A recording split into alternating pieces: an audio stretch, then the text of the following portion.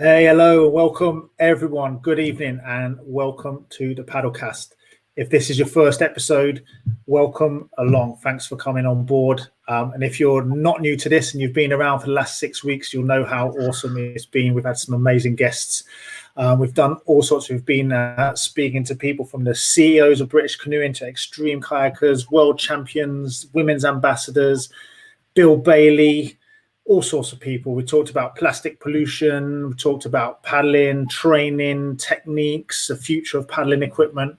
We've done amazing, and it's been super cool. And thank you everybody for tuning in, and also thank you everybody who's been listening again online as well. That's really, really appreciated.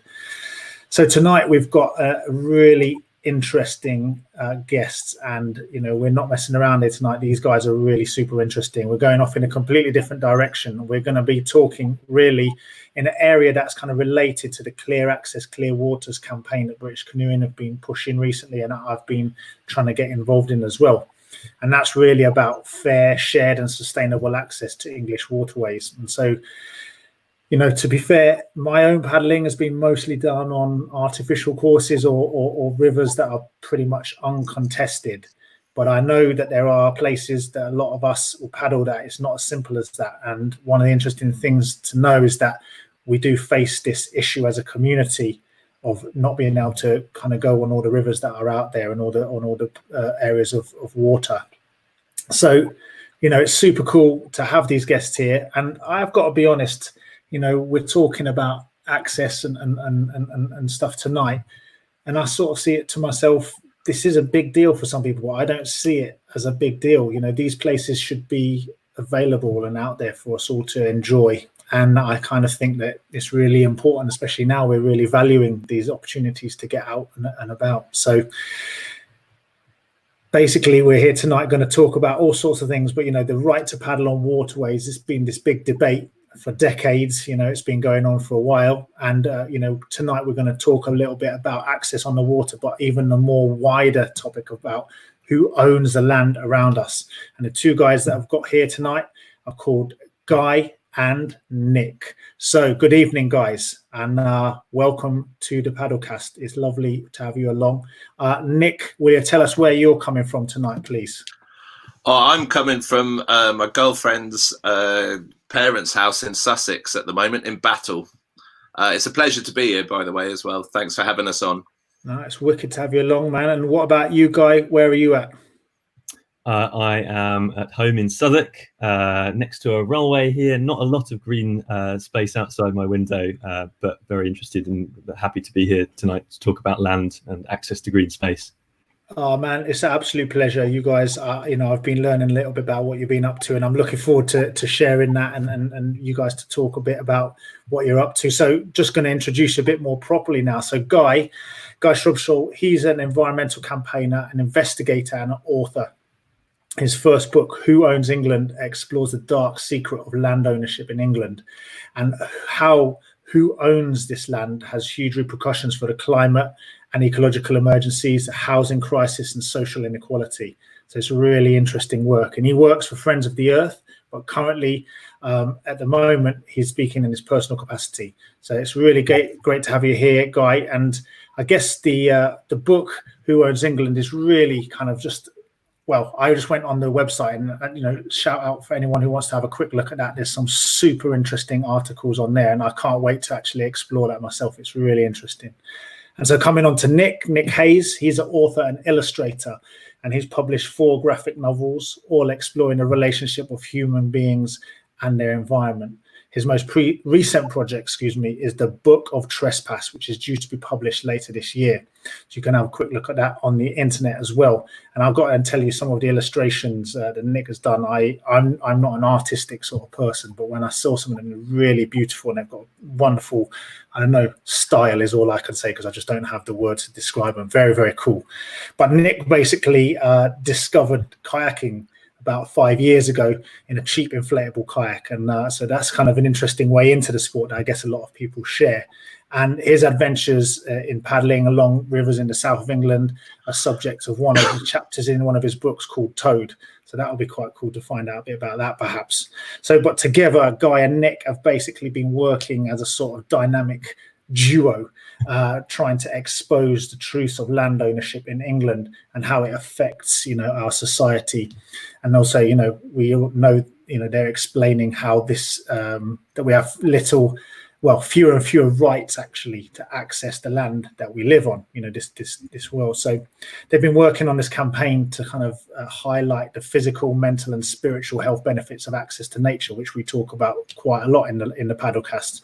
And they were also really keen to expand the Countryside Rights of Way Act to allow more rivers and lakes and open spaces, more access to them. So guys, you guys are all over it. You're on it. And it's just so cool to have you here. So I'm just going to start. I'm going to say, let's start with Guy. How did you get interested in this topic of land ownership? Because it sounds, it's an interesting thing to be interested in, because I guess not many people would think about that. How did you get into that? Yeah, sure. I mean, I think it started actually a long time ago. I grew up in a little town called Newbury, which was so good they had to put a bypass around it.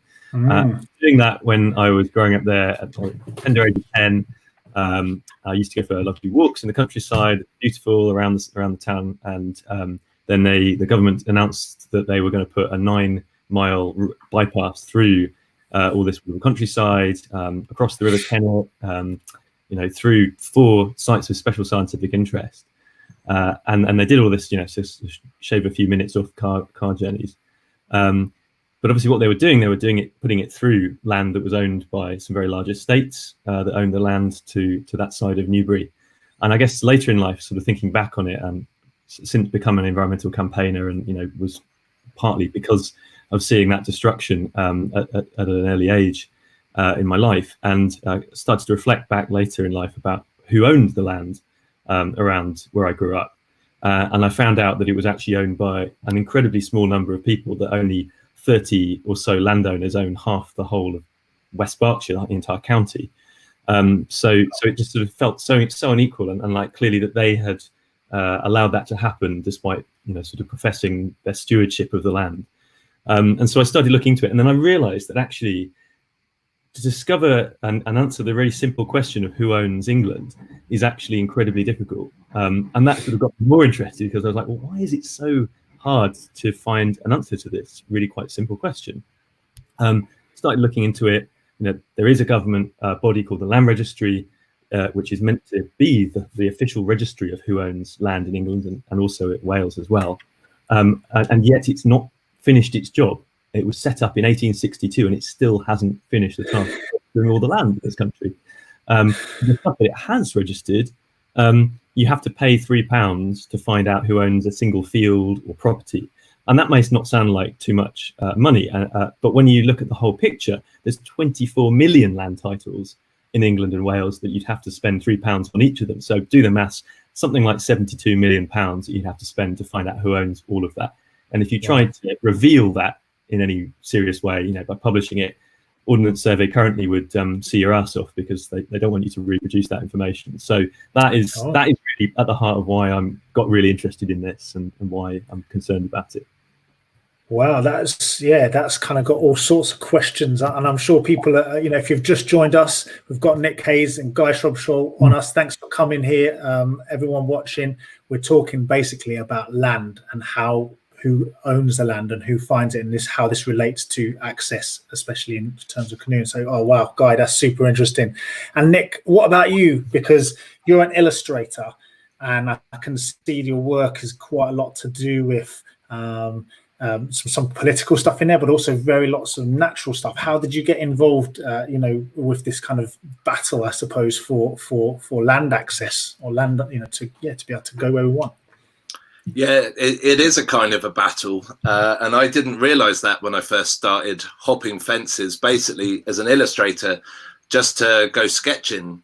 And I grew up down the road from Guy, though we never met at that time. I was in another part of West Berkshire. And we've got a recreation ground in the village that I drew, but that's just flat and boring. So I would go into the woods or go down to the river, or start hopping some of the deer fences or some of the brick walls that were around. And then, it doesn't take too long to realize that you've entered a battleground, and the way that the gamekeepers approach you, or the way that the fishermen approach you, or the way that the bailiffs approach you, is kind of disproportionately aggressive to what I was doing quite peacefully an hour or 3 hours before they turned up. And so bit by bit, just like Guy was talking about, for me, it was more, I started to wonder what kind of magic, what kind of spell operated on, a fully grown adult with my own free will and my own sense of right or wrong, for someone to say you're trespassing, and in a variety of ways to basically tell me to F off. How come they could? I just didn't really, what kind of weird voodoo was this that managed to pack up my pencil case, fold shut my sketchbook, and get me to go back home? And the answer is, a millennium old, and very interesting, and actually, just as it is unfair, completely unsubstantiable. Even on its own logic, it falls flat on its face. But it's become such a sort of time-weathered orthodoxy in England, that even though it's completely different just over the border in Scotland, and all around us in Europe, and certainly with rivers, even in America and Australia, etc., the English have somehow grown up accepting that nature is not for us, which is mental. So, I mean, so you said something about the logic being completely wrong. Just tell me about that, because that made me. You said it was twisted and totally wouldn't stand up. Yeah. So obviously, to trespass, the legislation is actually quite vague. It exists in quite a sort of murky grey ground. Exactly, specifically what you are and are not allowed to do. So to find the origins of trespass, like when did trespass start being mentioned as a, something contravening the law, you have to go a long way back. But really it was in the sort of 1600s. It was John Locke, it was Thomas Hobbes, it was Samuel Pufendorf, Hugo Grotius, a number of they've got amazing lawyers. Names, these guys. I'm sure there must be amazing people before you start. Yeah. Exactly. Like they're all sort of old-fashioned Puritans, basically, I think is the sum of it. And specifically, I would say the notion of, because it's not private property as such that we have, that either me or Guy have an issue with. It's the peculiarly English aspect of private property that allows you full use of the land, and which gives you fundamentally not just the right to destroy what you own, your sabu tendai, but also the right to exclude every other person from the kind of mental and physical and even spiritual health benefits that we can all get from nature.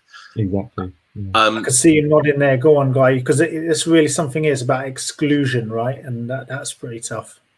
Yeah, sure. And I mean, Nick was explaining it brilliantly, but just to sort of add, I guess, and this is something that goes back a long way into our history, as Nick has said, has been sort of justified by philosophers over the years, over the centuries. People like John Locke, as I think you mentioned, Nick, sort of saying that the ownership of land, is an absolute, is exclusionary right of possession, which just does seem wrong. I mean, obviously, sure, we all wouldn't be questioning the right to privacy in your own home, or the right to own possessions. I mean, some might, but we're not. And what we're talking about here is what gives that right to an aristocrat or a city banker to own not just a garden and a private property, but 10,000 acres from which they can exclude everyone else. That seems to be the kind of the heart of the issue here.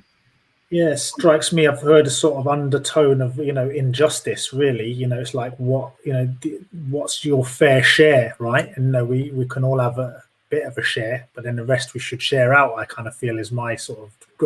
Greg Wilson here saying the aggression is very real and completely unacceptable. And I guess it sounds like, Nick, you were kind of the butt of that. Have you had these experiences as well, Guy, where you've been kind of given the marching orders? I'm trying to think when recently. Oh, well, I mean, actually, Nick and I both went to on a visit to probably one of the most secretive islands in England, at least, which was the military island of Foulness off the coast of Essex. And so we were kind of subjected to some bit of power tripping there by the security guards, who were sort of saying, you can't come onto this island apart from between the hours of 12 noon and 4 p.m. You can't take any photos because of the military bylaws.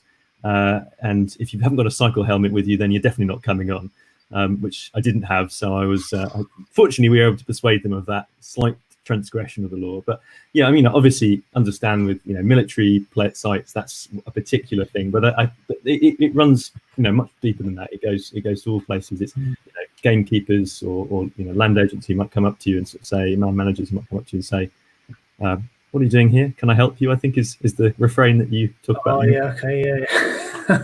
That old chestnut. So, I think you alluded to it earlier. Is England really as bad as you're making out? Because it strikes me, even in Scotland, it's really refreshing. You can just go. You can just see and you can go. And I love that thing about Scotland. You can't go too near people's, property and houses, which is fine. That seems quite reasonable.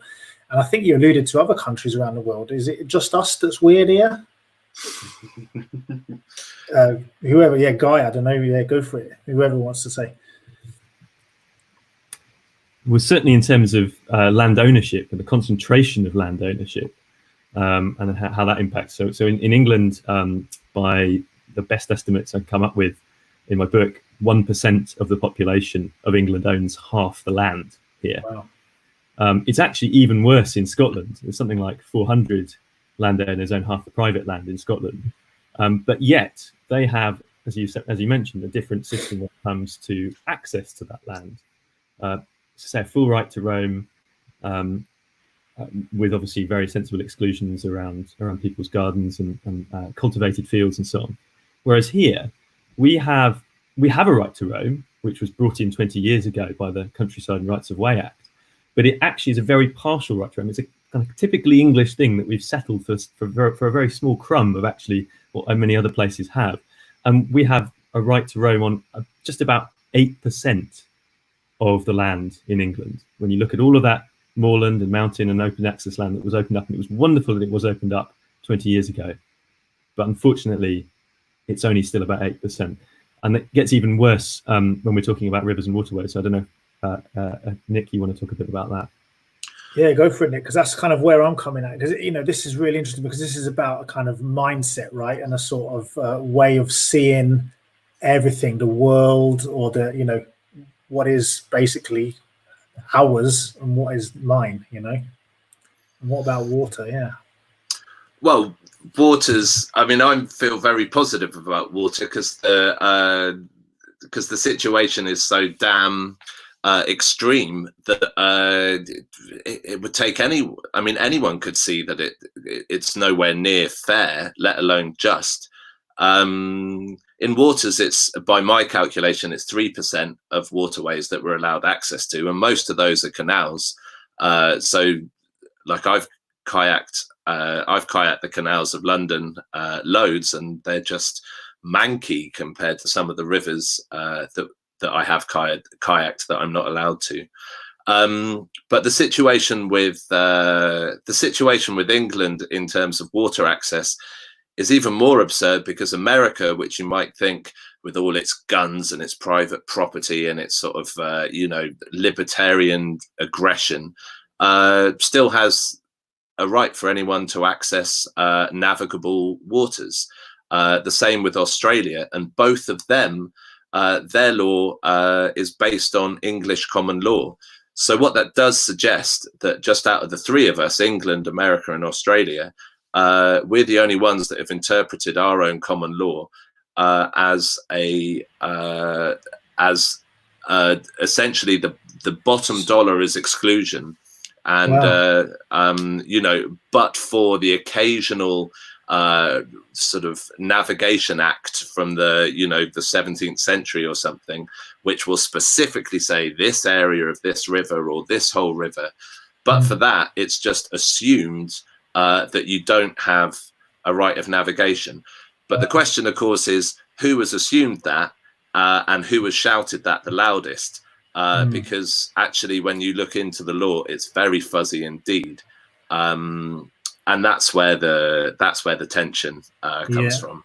Or you might say some of the fun, I guess, for what you guys are exposing into that. So yeah, I've got a question from Pete Astles, who's a friend of mine, a good guy, and he's really interested in this because he's actually in a bit of a campaign to open up the River Derwent, which is just down away from me in Derbyshire. So he's getting harassment on a daily basis from the angling club bailiff outside of his house. They don't even own the land, just the fishing rights. They are bullies and they are unreasonable. They are purposefully trying to hassle me so much that I don't go there anymore. But he's not standing up for it by the sounds of things. And, that sounds really interesting, because it can be some kayakers have a real canoeist, paddle boarders, get quite a bit of grief about it. And what's really remarkable here, it's blown my mind, is you're saying that actually America, Australia, and the UK, we've all got actually the same law started out with, and then we ended up in this really different situation. That's remarkable. A question from Chris Appleby has just come in, kind of related on this here. Let me see if I can get out there. So, yeah, this might be, I don't know if it's technical, but please, if you don't know the answer, that's cool. But I'm interested. It says, if the water belongs to everyone, can I fish from my kayak as long as I have a rod license and I'm not using the bank? So therefore, is not trespassing because it's the water, right? Who owns the water that's just passing through that land? Well, Guy can tell you who owns the water because that's absurd. Go on. Who owns the water, Guy? The Crown, isn't it? Yep. Yep. So the Crown owns the water, but the actual riverbed may well be owned by the adjoining properties. In some cases, it's owned by. I don't know the situation in your in Chris's circumstances, I'm afraid, but obviously in some cases it's particularly estuarial riverbeds are owned by the duchies of Cornwall or Lancaster or the Crown Estate. But also there's plenty of examples of large aristocratic landowners who own rivers. So for example, what I was looking at recently is the Duke of Wellington, who owns quite a lot of the River Loddon in Hampshire. I think that might be something that Nick's been looking at as well of late. No, it is. and it's sort of I do just find it fascinating that someone can actually own a river. I mean, maybe not the water that's passing through it, which actually makes it the river that it is, but the land, the riverbed underneath it, the land to one side of it, the banks and so on. And obviously, as was mentioned in the question, there are can sometimes be third-party fishing rights also related to that, which may or may not be held by the freehold landowner, or maybe owned by another property owner. So all of this sounds all a bit like, I've never really thought of it. I've thought about access, but then you start to think actually it's really interesting because it does kind of boil down to some very serious kind of questions like, this is ours, and especially with rivers, it seems really bizarre. Nick, you were going to come in. Sorry, I kind of cut across you a moment there. Well, I mean, it's mental. It doesn't make any sense. And even William Blackstone, in his commentaries on the law of England in 17 whatever, basically says as much. He says, it's kind of a solipsism to describe water as property, but to make it property, we have to pretend that it's land. And so the sort of the rules of ownership of a river is that if I own the riverbank because I own the land that the river goes through, I own also up till halfway into the river. So if I'm a kayaker and I float into your property, even though I'm floating on water, which is owned by the Crown, which does basically mean owned by the people. If I float into your half of the river, then I need your written permission. But then if I just paddle a bit further on downstream and I get into Lord whatever's land, then I also need their written permission. And so for a kayak trip, if you go, I could go like you need a book. You need a whole Bible of signatures of people. But the point is, what right do they have to give me or you or just basically everyone else except for them permission? And it goes back to, we're looking into the River Loddon because there's a very interesting Stratfield Say, which was owned or given to Lord Wellington, was also at one time in the 1720s the focus of what were called the Black Protests, which is where commoners of the formerly common ground around that area in Hampshire and Berkshire predominantly suddenly fought back in actually quite violent ways and committed trespass on their horses whilst having coaled their faces, and also a number of them wearing women's clothing, because women's clothing was a sort of sign of sedition against the sort of paternalism of authority and property. But what they were rebelling against was the restriction, the removal of their right to subsistence, which is essentially take away their whole life. To put a rabbit in the pot, to put a deer in the pot, to all of that kind of thing. And what property had become at that stage, and it was fresh in the cast at that stage, it had turned not into just ownership of the land, but every single facet of the land that could be sold or rented out to people was sort of separated and sold as separate things. So the fishing rights, or the rights to hunt game, or the rights to mine minerals, or all of this kind of thing.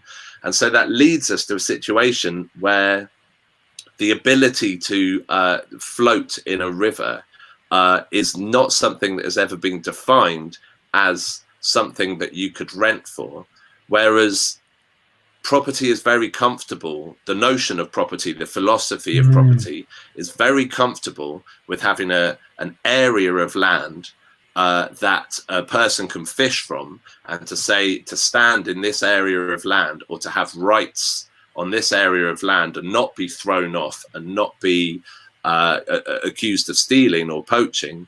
I can rent that to you for a certain amount a day and I can make money off that. Property is comfortable with that.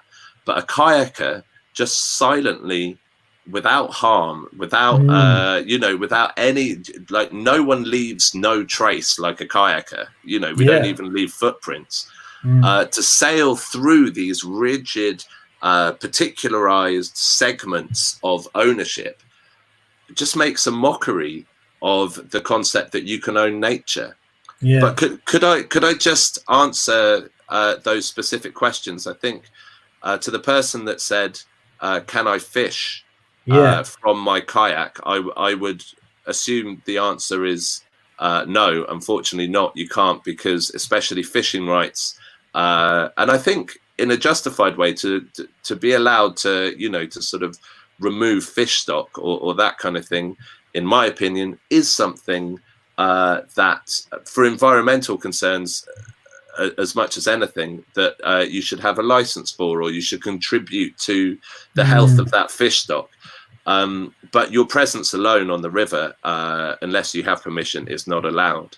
And to the person that was talking about bailiffs chucking them off, I spoke to the very, very awesome Reverend Caffin, who has written his master's thesis on our right of access to rivers. And he said that the people that rent the fishing rights off the landowner have a right not to exclude other people, but they have a right to peaceable enjoyment. And so if the person that messaged us, Peter, if Pete wasn't spoiling someone's peaceable enjoyment, then he was committing no harm other than trespass. But the person that threw him off was acting, as they say, ultra vires, which is more, to translate the Latin loosely, beyond his manhood, to throw him off. He had absolutely no right to do that. Okay. What he should have done is call the landowner or the landowner's representatives, who would come down, tell him to bugger off. If he didn't bugger off, then you tell the police. But no one, but people, we have become inured to this type of authority and this type of brash treatment, and we have become obedient, even though the law doesn't even require us to be. Yeah, that's really interesting. So yeah, Greg is coming in. Oh, sorry, I'm just going to ask this quick question here. So Greg, and I'll get you. Excuse me, Guy. I'm sorry. Greg is saying, he's saying, isn't this really all about money? And I get the feeling what you're saying is this isn't about money. This is deeper. This is more principles, and well, maybe it started off a little bit to do with that. I don't know. What do you think? What do you take about that? Nah, it's all about money. I think Really? This is for them, Originally, for the people that make money out of it. But how come their private profit is more important than the mental, physical, and spiritual health of a nation? Like rivers have been proved to be the single most, even above woodlands, the single most calming and relaxing environment. It's something about the sound, I think, of the water.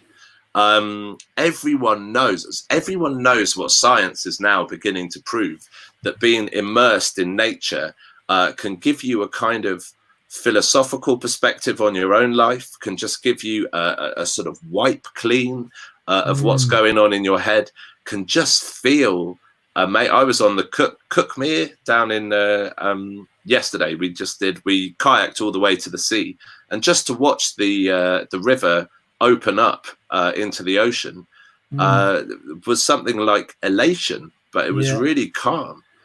That's the beautiful thing about canoeing. I find that like this peace, tranquility is very, very deep, and it's very strange. It's very odd. Guy, I can see you nodding and nodding and nodding. Obviously you agree with Nick. You've written a book together, right?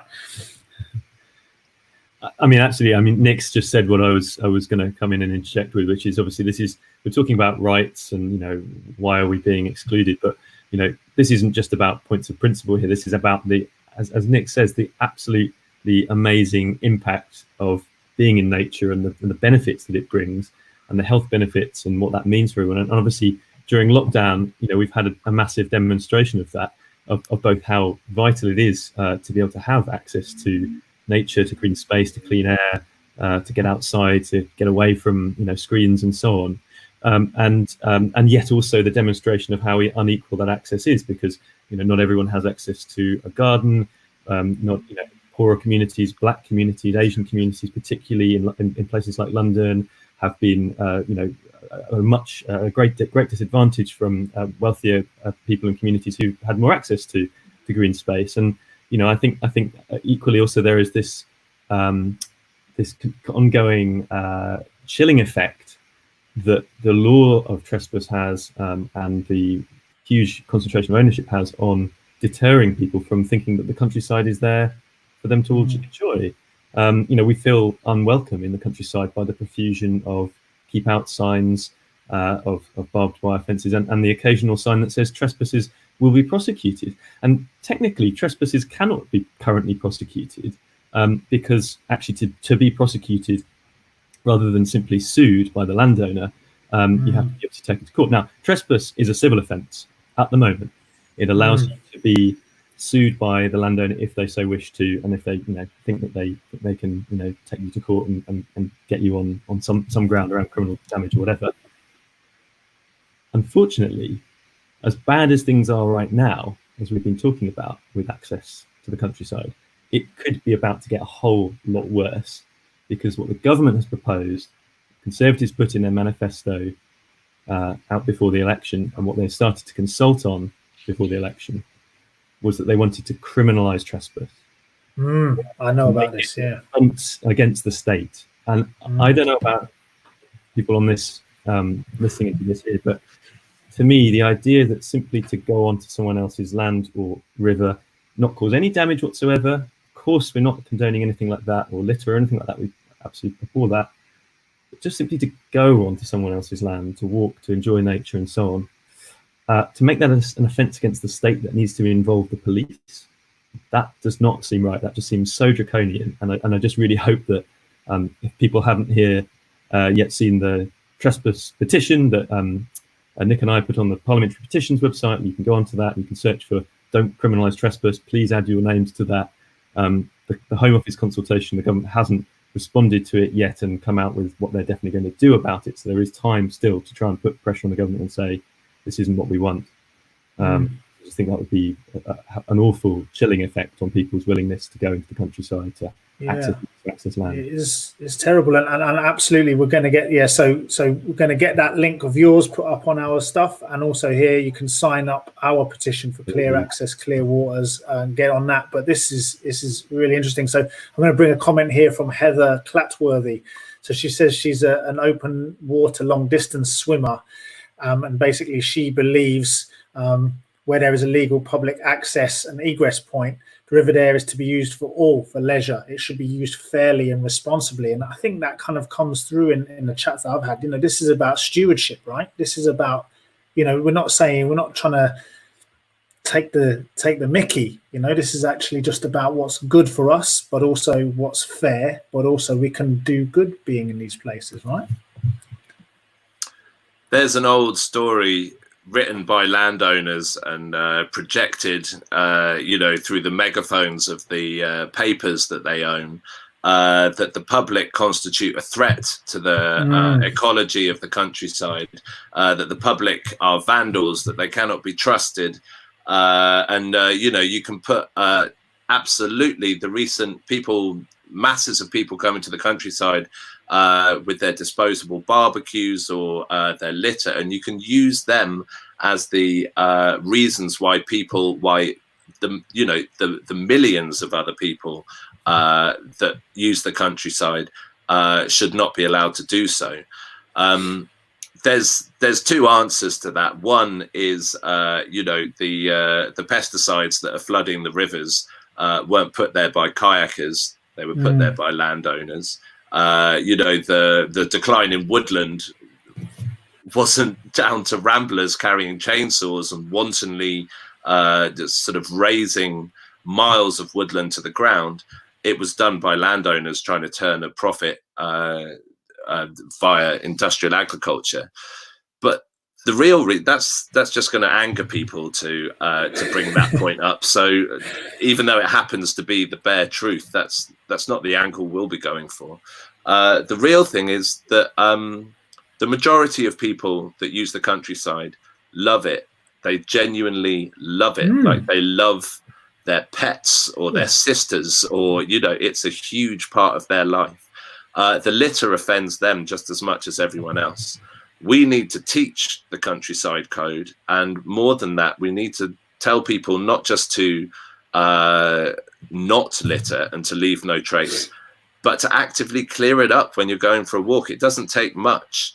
And if the same amount of airspace and volume was given to encouraging people to clean up the litter or to care for the countryside, if only people would be given the chance, I think we'd blow that argument out of the water. But of course, all landowners want to do is just scream that from the top of their mountains, and refuse children the right to take some of their lessons, some of their biology lessons or geography lessons outside in nature, without permission from the landowner or without sort of renting a day's access to these places.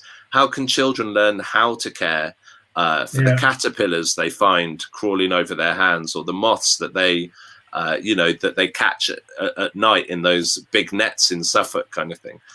How can that be possible for humans to actually understand, with the visceral relationship and love that they have for nature?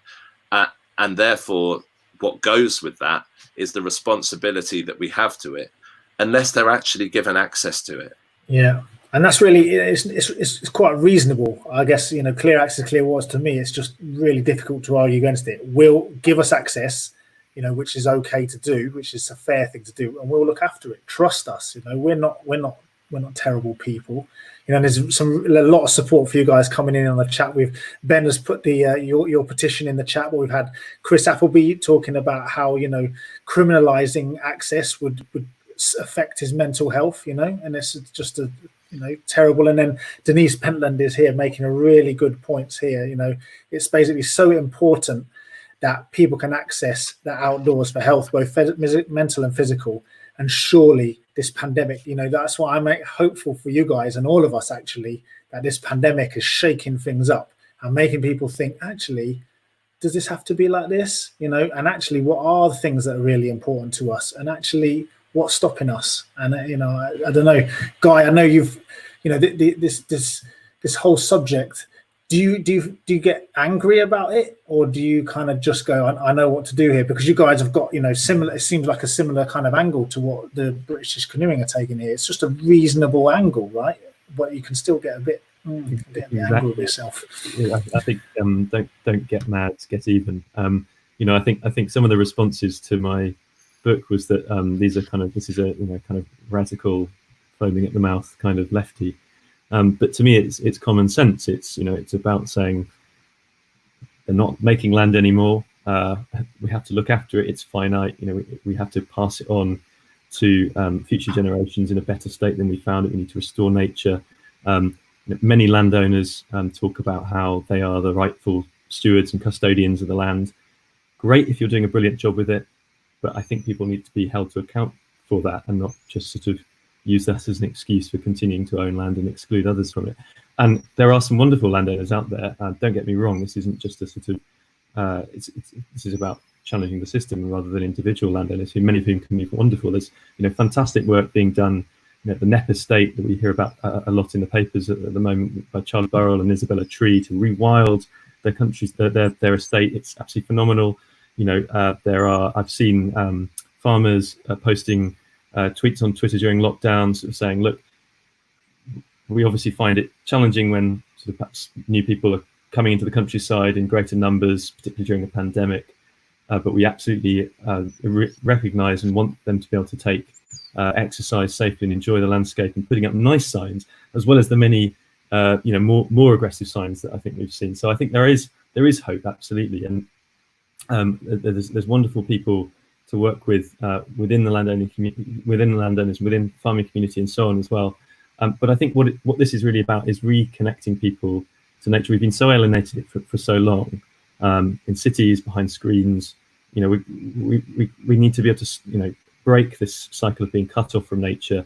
And the science suggests that actually the more that people are reconnected and have contact with nature, the more they start to care for it. Okay? We've sort of forgotten much of what we've actually lost as well. There's this phenomenon of shifting baseline syndrome that people like George Monbiot have kind of popularized. The idea that actually what the remnants of nature that we are left with today is a fragment of what we once had, that we've even forgotten what we once had. Well, how are we going to overcome that? How are we going to start to challenge the ecological and climate catastrophes that we're facing if we don't allow people to go and experience what is left and see that there is a great thing that we can start to restore? And I think that's why a right to roam, a greater right to roam and access to land is tied to really fundamentally overcoming the ecological crisis. Yeah, and I think that's what's interesting to me is I started to think there when you were talking, though, it's a kind of like a bit of a contempt or a real lack of faith in people, that you assume that people who are on this land are going to mess it up, when in fact that's a really dark way of looking at human beings. Well, I think human beings are lovely. Most people are nice if you treat them nicely. If you treat them bad, they're not very nice. And if you treat them badly for a long time, they may be really quite unpleasant. And, to me, this is like, again, those signs that you were talking about. If you assume people are going to be good and you start off in that way, very often, sometimes you might be stung. But most often you'll be rewarded if you take the time to notice that actually these people have left no trace. You might never see them except you leave their barbecue or whatever. Do you know what I mean? That's totally uncool. So it's that sort of, to me, that's what kind of starts me off a little bit here. And that's when we talked a little bit about money earlier on, to me, it's a bit deeper. It's about how we see other people. To me, it's about that power, and things like that. But of course, money's a great thing to exert power. Nick, I was going to ask you a question earlier, a little bit, if you don't mind. In your book, you talk about paddling on the River Kennet and how you got to kind of understand a little bit more about access in the canoeing, paddle sports, canoeing, kayaking, stand-up paddleboarding, whatever you want to go down the river in. Just, can you tell me a little bit about that? Because I thought people would like to know.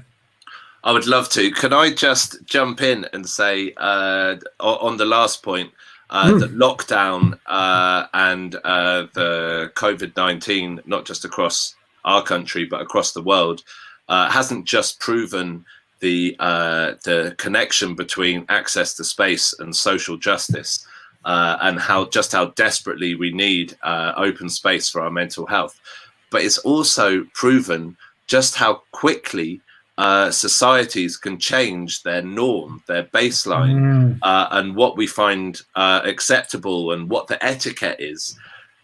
If the government put as much effort into telling us to the countryside code, to leave the gates as you found them, to keep your dog on a lead during this month and this month, watch out for ground nesting birds, here and during this season, the public's attitude would change to it. You would pick up your neighbour's litter because that is just what everyone else would do for you.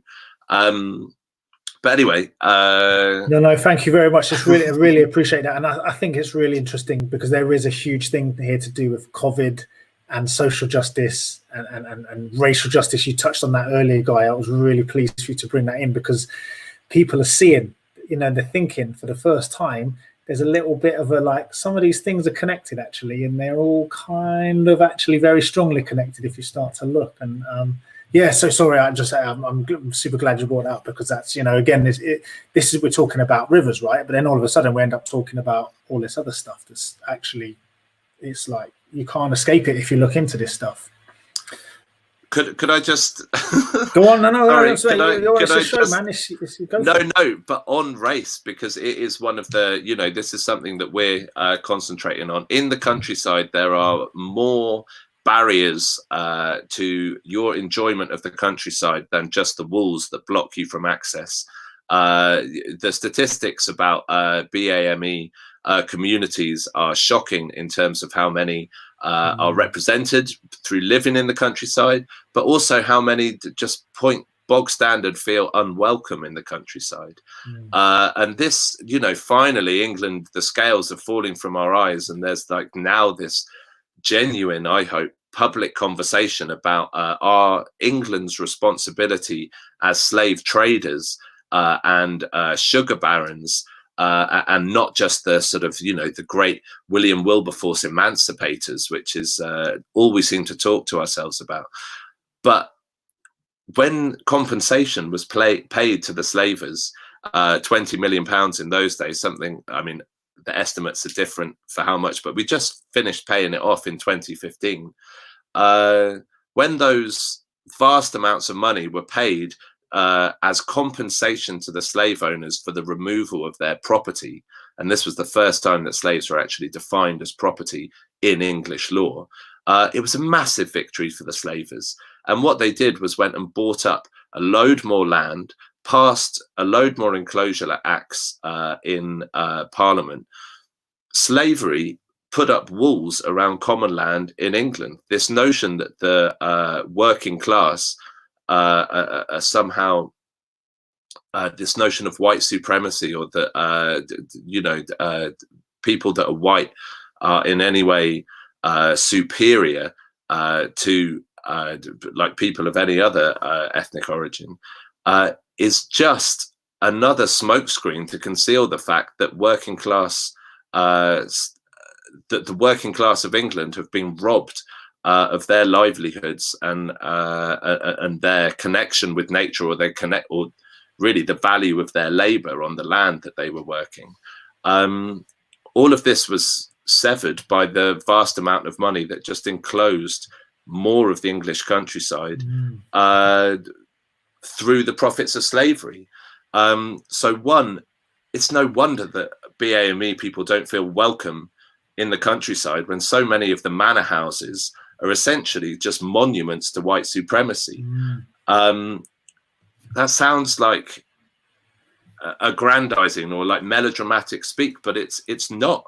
The village that I grew up in West Berkshire was built not on Afro-Caribbean slavery, but on East Indian colonialism. The wealth of Kozim Bazaar in India is behind brick walls in 400 acres of beautiful common land, meadow, pasture land that was owned by a dude called Francis Sykes, who literally, William Cobbett has the proof, in his parliamentary commentaries, who literally stole from Kozim Bazaar, like sort of fiddled the taxes and stuff. And all of that wealth is literally behind these walls in my little village. It's called Upper Basildon. Why the hell? Like, it's a tiny little thing. The fact that people feel unwelcome in the countryside of BAME origin is something that seriously needs addressing. And there's a group called Land in Our Names who are looking at BAME access to land in terms of reparation. Yeah. Which is high time, because we owe the descendants of the people who we enslaved or whose countries we plundered. We owe them a connection to the land for their mental health, for their physical health, and by way of some kind of reparation to set the balance straight. Yeah, Guy, go on. I can see you wanted to come in. I'm really grateful for you bringing this up, because I think the scales, as you say, are being lifted from a massive number of our British public. People are starting to think, and that has actually opened my eyes. I didn't quite know, about that particular aspect, and the injustice is you can start to just get a tiny feel for this as you start to take the layers off. Guy, go on, please, go on, keep going. Only to add one other thing to what Nick was just saying was that, the Office for National Statistics brought out some new stats the other day, just looking at inequalities of access, and came up with the stat that black people in England are nearly 4 times as likely as white people to have no outdoor space at home. So we're talking there about the history, and we're talking about how those inequalities are visited down into the present. So yeah, as Nick said, Land in Our Names is a brilliant organisation doing stuff around this. Wild in the City, founded by Beth Collier, also brilliant writer on issues around mental health in nature and reconnecting to nature, and working with black communities to try and reconnect people to space in the Greenbelt, for example. Doing lots of brilliant work on this. So just wanted to do a shout out for her as well. Thank you, and perhaps if you could just email us the links for some of these things, we can definitely try and get them in the chat, because this is now such a hot topic. People just want to know. They're starting to know that there's so much that they don't know. And I believe many of us are on this journey. I'm definitely on this journey. I just want to know more, because I can just see. But guys, I'm afraid we're coming, we've been talking for a long time, and oh man, I'm absolutely gutted. I just wonder, can you briefly tell me what's next for you guys? What's next on the project? And and I just encourage everybody who's listening, please look up these guys' work on the internet. Try and find, because honestly, some of this stuff is, once you start getting into it, it's really, really fascinating, and it's so interesting, the kind of connection to our sport and our struggle to get on the rivers and lakes and waterways. But go on, lads, what do you reckon? Tell me what's next, what's exciting you coming up. I'll start with Nick first, and then ask Guy. My book is out on the 20th of August of this Good year. Good plug, like it. But only because an hour is not enough, unfortunately, to weave together. The bare fact is that land underlies every other power structure that operates in England. Henry George is the sort of grandfather of land reform, and he basically expressed it as soon as you've seen the importance of land to every other political and power operation, you can't unsee it. It just all comes back down to that. So race, gender, class, what my book tries to do is sort of by hopping the walls of all the dukes, the lords, the private corporations, the media magnates that own England, it tries to weave together that narrative to sort of prove to people how every other operation of power is always rooted in land. But for me, that's the starter pistol for the campaign that hopefully Guy will talk about. You cued him in perfect. Go on, Guy. Sure. Well, I mean, I think what we're really looking to do, well, we've mentioned already how the government is trying to criminalise trespass, and obviously what we want to do is see that off the back of what we hope will, if we could win that fight. We really like, it's 20 years since the Countryside and Rights of Way Act was brought in. It's high time that actually we saw extensions to right to roam, not just be satisfied with being squeezed into kind of right to roam on only 8% of land in England. And as Nick said earlier, and as your British Canoeing's Clear Waters and Clear Access Clear Waters campaign shows, there's so little access to rivers and waterways as well, that it's really high time to start opening that up and starting to show, particularly post lockdown and in the time of climate emergency, that we really need to kind of reconnect people to nature for mental and physical health, and so that they, that you can see the benefits of nature and reconnect to nature for why we want to restore it as well. So what we're looking to do is, and we really want everyone's help with this. We're developing ideas for how we push for this at the moment. But as you say, Nick's book is out later in the year. We're hoping there may be a website forthcoming. It's not the one which is just coming up. Wild in the City is the wonderful organisation I mentioned earlier. That's another organisation, but which is brilliant to look at as well. But when we hopefully will launch a website later this year, looking at trying to push for an extension to Right to Roam, and also be encouraging people to get involved, whether that's through petitions or potentially going on rambles together and start to kind of learn about this and push for greater right to the right of access to the countryside. I guess in the meantime, I would obviously also just really encourage people to sign your guys' petition, to sign the petition for clear access and clear waters. And, it's a brilliant campaign, fully behind it, and, more power to you.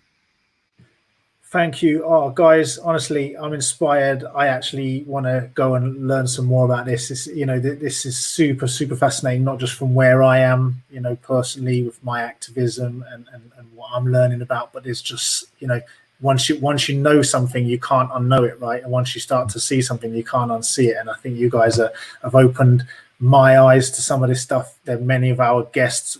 Thank you so much for everybody watching, and people watching again. Thank you so, so much. But I'm going to start to wrap it up. So thank you so much, gents. I just want to say, it's really, really good to have you in here. I'm just super, super happy. I think, this is a subject close to our hearts, for paddlers all over England and the home nations. This is just going to be interesting, because I believe actually paddle sports people, canoeists, kayakers, stand-up paddleboarders, we're all kind of independent thinking people. We want to ask questions, and we kind of don't like to just take an answer and not think about it. So this has really been fantastic food for thought. So thank you so much for coming along. I'm just going to say next week we're going to be joined with two amazing paddlers in their own right. Darren Clarkson King is the only paddler to have kayaked all of the rivers that flow off the Everest along with K2, and Nick Ray, who's an adventurer and sea kayaker who lives on the wonderful Isle of Mull. And so these guys are going to be coming to join me next week, next Thursday, 7 o'clock. Please come along and talk. They're going to talk about their adventures and how paddling has improved their mental well-being and state of mind. But first of all, and last of all, really, actually, gents, Nick Hayes, Guy Shrubsole, thank you for coming in and really kind of opening our eyes up here, British canoeing, and telling us all about this. And beautiful stuff. Thank you, guys. Thank you for the opportunity. Thank you. Cheers. Good night, everybody. See ya. We're off for another week.